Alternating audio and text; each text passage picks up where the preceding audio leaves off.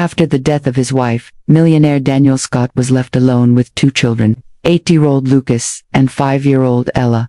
The mansion was filled with silence. Toys were gathering dust, the silverware glittered unused, and the plates remained untouched during dinners. The children categorically refused to eat, and not a single professional chef hired by their father could convince them to even try the dish. Daniel desperately sought a way out, and eventually turned to a nanny agency, from where Emily Brooks came. To them, a young woman with letters of recommendation from Britain, and a slight accent that left a pleasant aftertaste in her speech. The first thing Emily did was look around the kitchen and the garden. The next morning, she took the children out into the backyard, where she planted a couple of strawberry bushes, explaining how they would grow.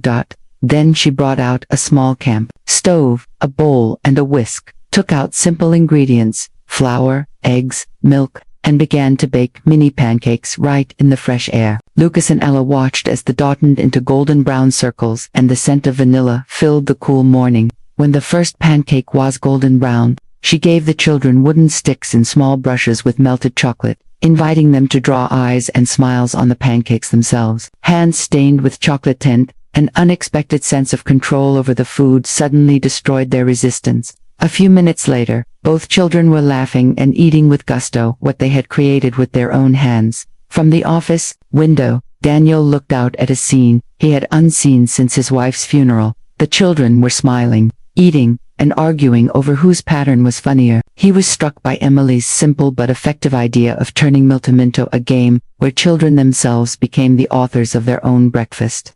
He realized that he had finally found a person who could speak to Lucas and Ella in a language of care that only they understood. From that morning onwards, a new tradition was established in the mansion. Every Saturday, the family went out into the garden to cook meals over an open fire, and the strawberry bushes gradually took root, just like Emily herself in their life. Months, filled with joint plantings, culinary experiments, and endless excursions to the library, dissolved the previous alienation. The children stopped shuddering at the memory of their mother, and began to share their first school successes by the fireplace, brew cocoa and show Emily their drawings.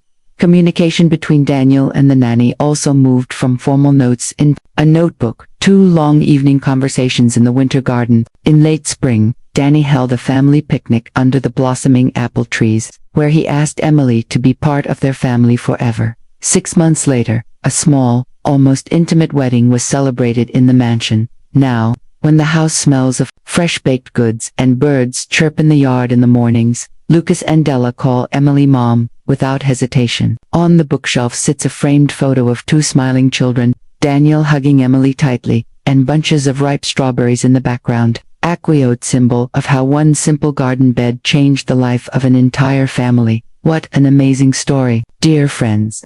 If you liked the video, give it a like and subscribe to the channel. There is still a lot of interesting things ahead.